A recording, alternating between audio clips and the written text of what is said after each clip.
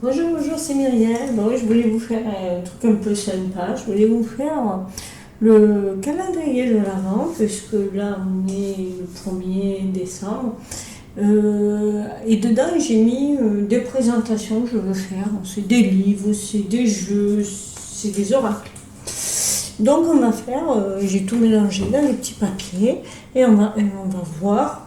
Et on va le déplier comme si c'était un calendrier de l'Avent, voilà, pour découvrir ce qu'il y a à l'intérieur. Donc je vais vous faire le 1er décembre. Voilà, donc on va déplier notre petit calendrier. On va regarder ce qu'il y a à l'intérieur. Excusez-moi, je déplace un peu le calendrier.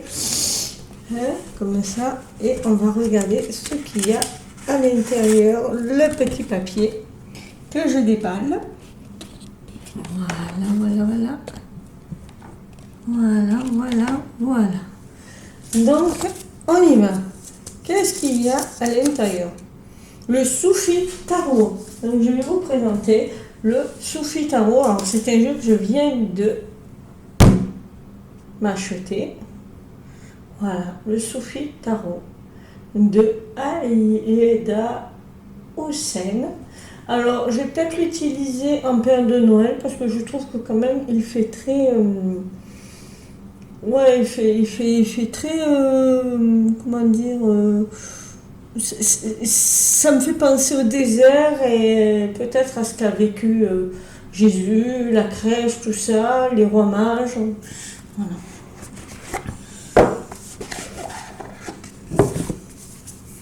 Donc, voilà. Alors, il n'est pas dans l'ordre, je l'ai un peu utilisé, vous m'excuserez.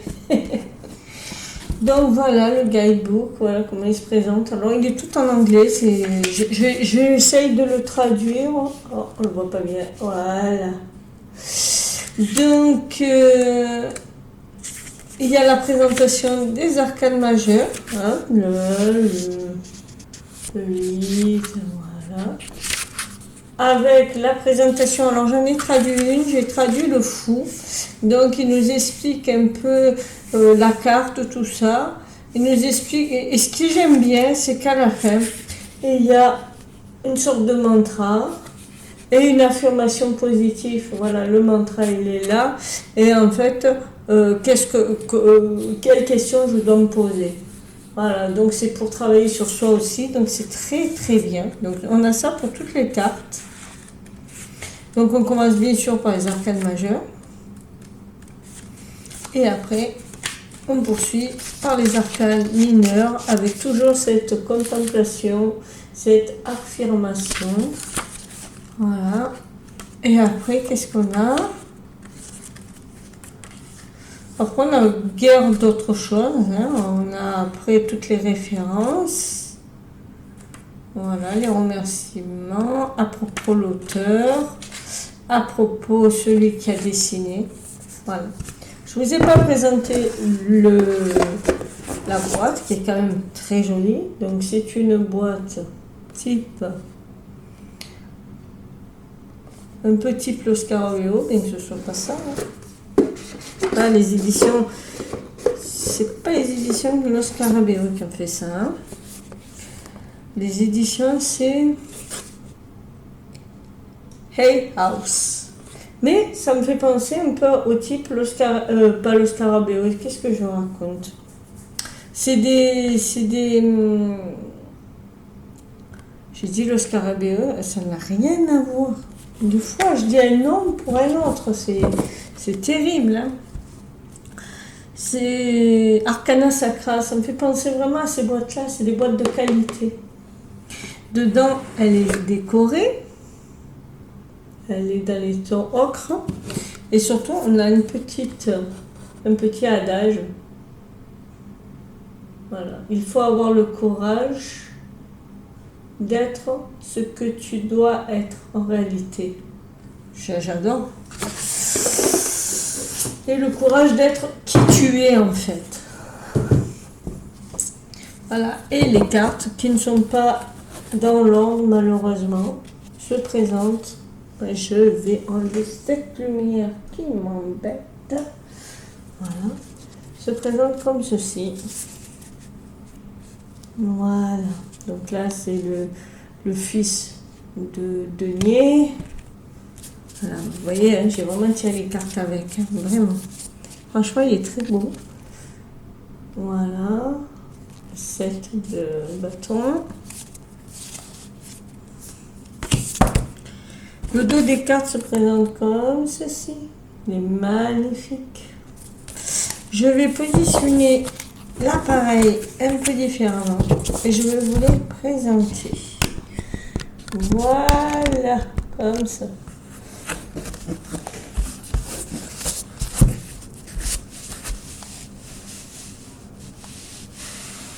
Voilà, comme ça vous les voyez bien. On va essayer de les mettre un peu mieux. Voilà. Hop là, excusez-moi, hein, je procale.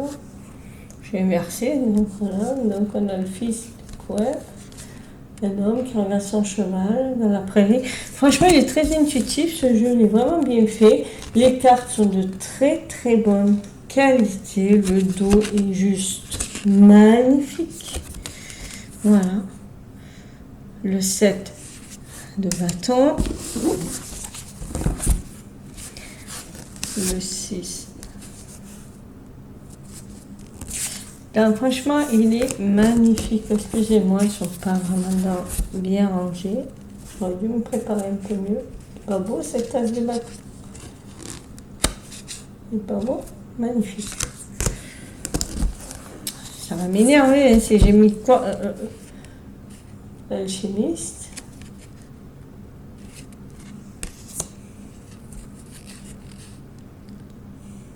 La prêtresse.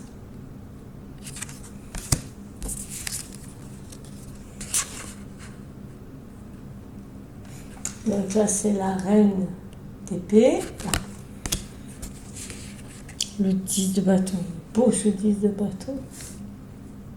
Voilà, c'est plutôt japonais quand même.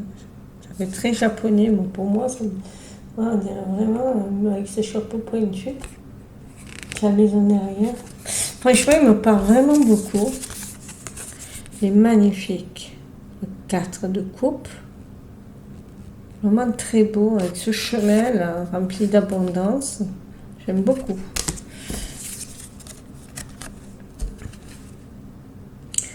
C'est d'épée ça, ouais, 5 d'épée.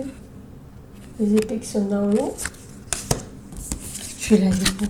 Oh là là. Le 2 de denier, il est juste fabuleux avec cette personne qui joue du tambour avec le tambour qui résonne. Franchement, je vais peut-être le mettre un peu différemment pour le soulever. Voilà. C'est pas beau ça? Magnifique. Celle-là aussi. Le 6 de denier avec le don, le partage. Et toujours quand on regarde, c'est la même énergie, pardon. Voilà, du 2 de denier, c'est la même énergie derrière. C'est plus subtil, mais on voit cet infini qui circule, cette circulation d'énergie. Le 9 d'épée. On voit bien les cauchemars qui tournent en rond, ou nous, on ne peut pas dormir parce qu'on a notre mental qui tourne en rond. J'adore. Il est fantastique ce jeu. Fantastique. Il n'est pas en français. C'est dommage. Mais les images sont tellement parlantes. Le 2 de coupe avec ce vieux couple qui s'aime toujours autant qu'au premier jour. Avec beaucoup de tendresse. J'adore. Je veux dire, j'adore à toutes les pages. La reine de bâton, c'est ça, ouais. Oh, c'est pas beau ça. Ouais.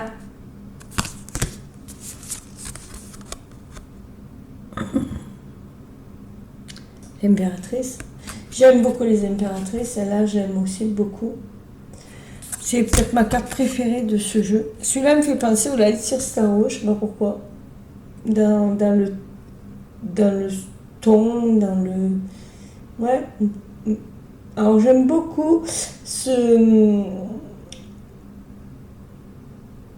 le fils de coupe, là, il est en train de matérialiser un pont presque invisible. Un pont entre eux, nous, et lui, en fait. J'adore. Vu que c'est l'amoureux qui crée le pont par son cœur, je trouve ça une belle représentation. Le sultan, donc l'empereur. Un côté très comment dire, très ancré. Pas beau ça? On voit le mec qui crée. Là, il est en train de créer un plateau. Et la personne qui danse, là. Je ne sais plus comment elle s'appelle cette danse où on tourne.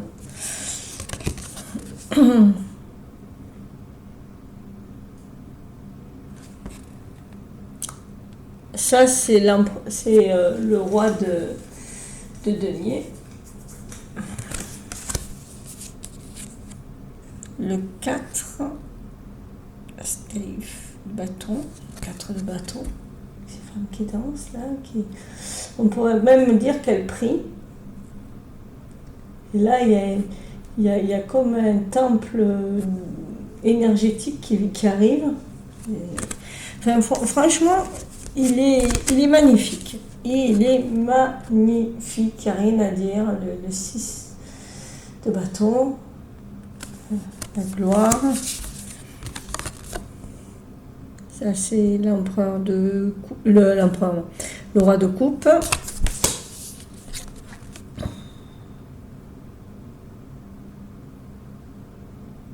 9 de bâton. Elle purifie sa maison. Elle purifie peut-être le temple aussi. C'est à son entrée. Donc du coup, on peut vraiment, parce que c'est parlant quand on regarde ça, le 8 de bâton, il est beau celui-là. Celui-là, il est très beau avec la lune derrière. Je vais pouvoir vachement l'utiliser, je pense. Donc ça, c'est l'empereur d'épée. Le 4 de denier, avec son coffre. Le 9, là, c'est l'ermite. Là, c'est le 3 de bâton. Toujours avec le bateau derrière. C'est beau. Le 10 de coupe. Magnifique 10 de coupe. Alors là, vous ne voyez pas bien, mais regardez. C'est un tapis qui fait un arc-en-ciel. Et on a l'union entre des jeunes enfants. Alors, ça pourrait être eux qui se regardent enfants, en train de jouer. Depuis l'enfance, ils s'aiment. J'adore les 10 pour ça.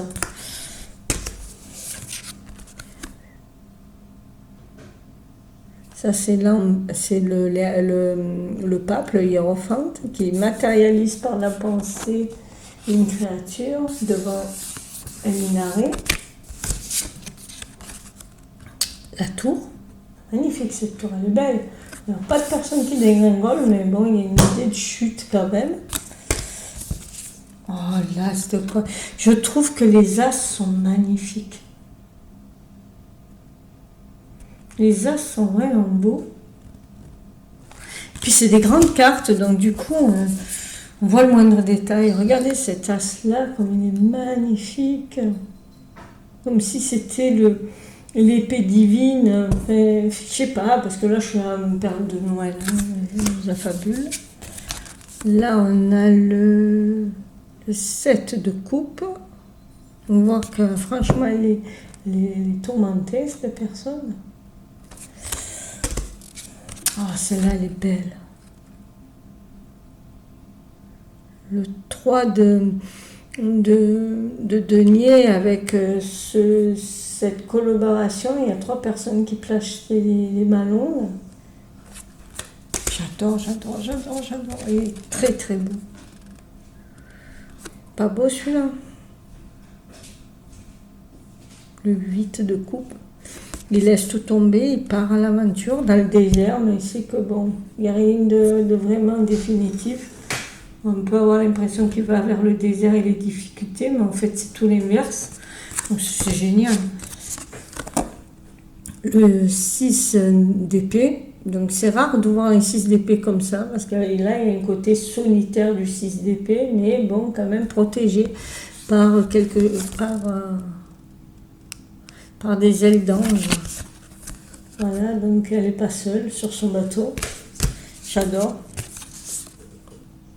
Le 3 d'épée, avec le cœur qui est ici, qui saigne. Voilà. Alors ce que j'aime, c'est que les cartes foncées m'ont l'air, c'est celles qui sont négatives. Celle-là, elle n'est pas magnifique. L'as de coupe. Wow. Et les as sont magnifiques. Le 10 de denier, avec cette famille qui joue, qui danse et qui chante sous un arbre. J'adore. Je vais dire j'adore tout le temps parce que c'est vrai. La reine de coupe,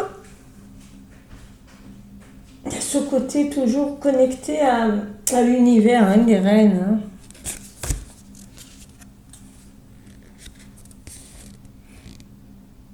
Hein. Ah, c'est joli ça.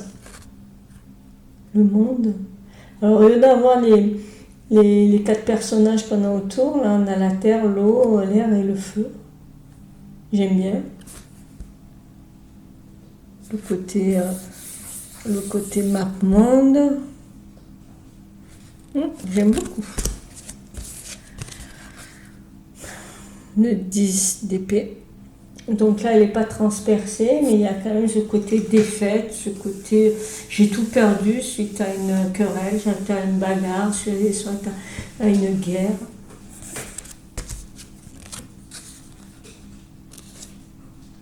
Le 5 de denier, avec ce mendiant.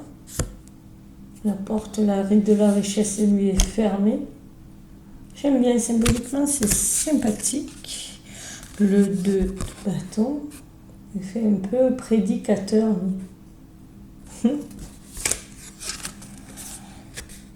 Le 7. Donc de denier. On ne voit pas trop le côté 7 quand même. Mais enfin, l'abondance, un arbre, être pas une. Ouais, pourquoi pas. Je sais pas, le 7, je ne vois pas le truc, j'attends que ça pousse, mais bon.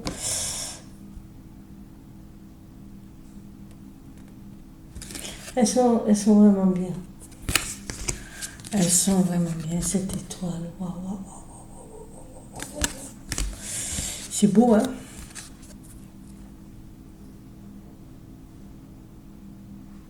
Ça, c'est les vallées. Ils sont beaux, ces vallées aussi.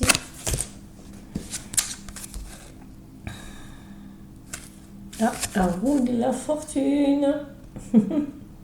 Alors, je ne sais pas qu'est-ce que c'est cette danse-là. C'est une danse turque. Je ne me rappelle plus.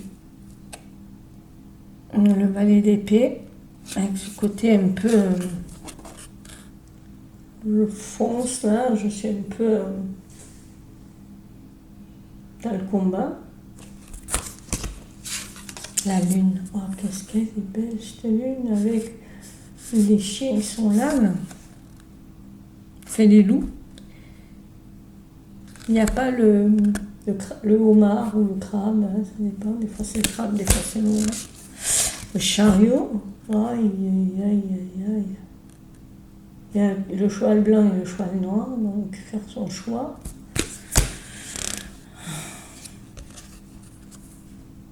Cavalier, les fils. Il y a les filles et les fils. Les fils sont les cavaliers, les filles ce sont les, comment on appelle ça, les valets. On voit qu'ils foncent dans le tas quand même. Hein. Le fils d'épée, le fonceur, le 4 d'épée,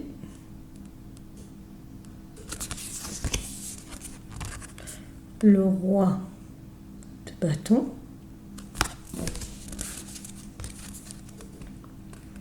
Le 3 de coupe. Joli ce 3. J'aime beaucoup ce jeu. Je vais l'utiliser, je pense, en période de Noël aussi. Hein. Le vert. Donc lui, c'est quoi? C'est le jugement, lui. Alors j'aime bien parce que ce sont des gens presque, on dirait qu'ils sont envoûtés par le flûtiste. Et en même temps, il y a une sorte d'élévation avec les papillons. Donc j'aime bien, on peut l'interpréter de deux manières différentes. La force en 8.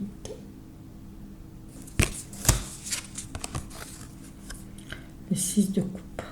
Il est beau ce 6 de coupe.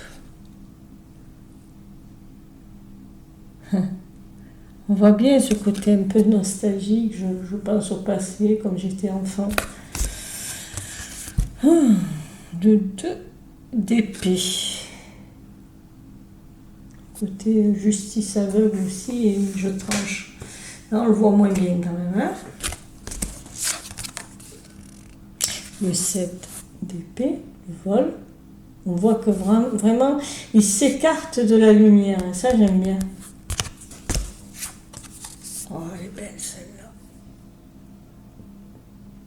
Fils de bâton. Le cavalier de bâton est magnifique. C'est comme si c'était un esprit autour d'une flamme qui fait circuler l'énergie de la flamme. J'adore. Ah, il y en avait une qui est celui de la boîte, le salic, qui est le fou. Alors, il part avec sa besace et il parcourt un peu le monde. Voilà, le salic.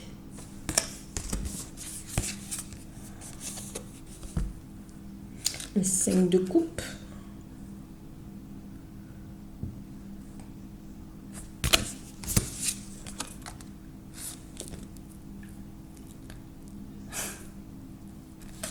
Un homme, alors là c'est très, j'adore parce qu'on voit l'ombre de la personne qui est attachée. On voit des choses, des nuées, comme un truc un peu, on dirait presque une hydre derrière, mais tout dans le côté, on voit que les ombres. Et c'est bien ça en fait, le diable, c'est l'ombre. Mais il y a une clarté quand même. Il y a une moyenne de s'en sortir. J'aime beaucoup. J'aime beaucoup la tempérance. Joli. Côté eau et terre. Feu.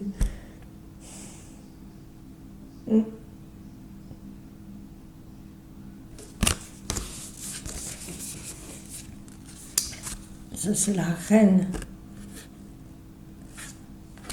de denier.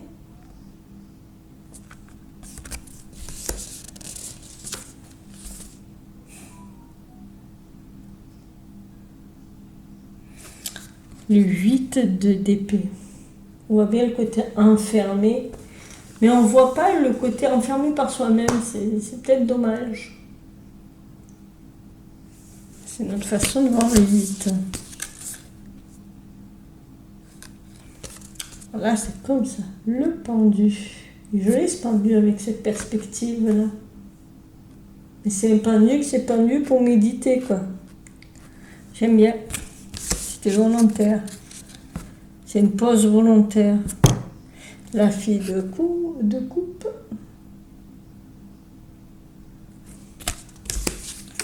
Le soleil. Très joli soleil d'ailleurs en demeurant.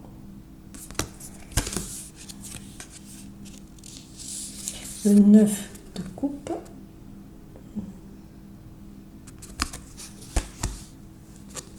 Le 9 de denier.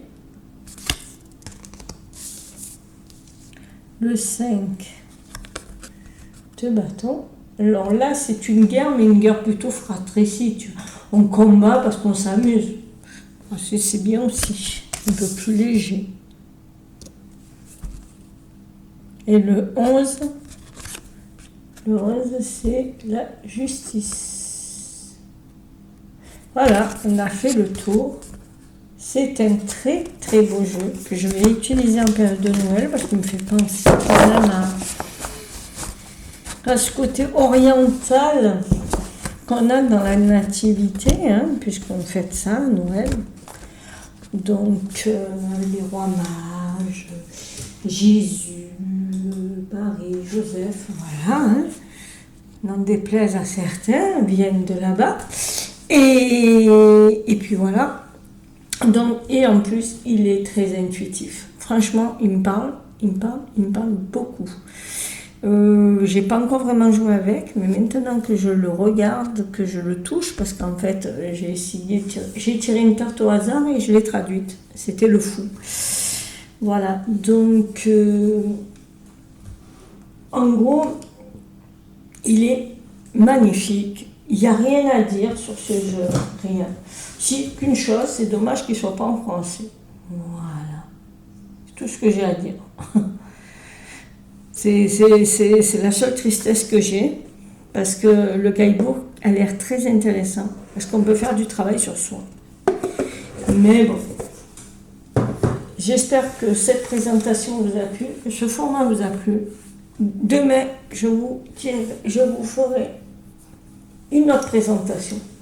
Et comme le hasard fait bien les choses, je ne sais pas de quoi nous allons parler demain. Je vous dis au revoir.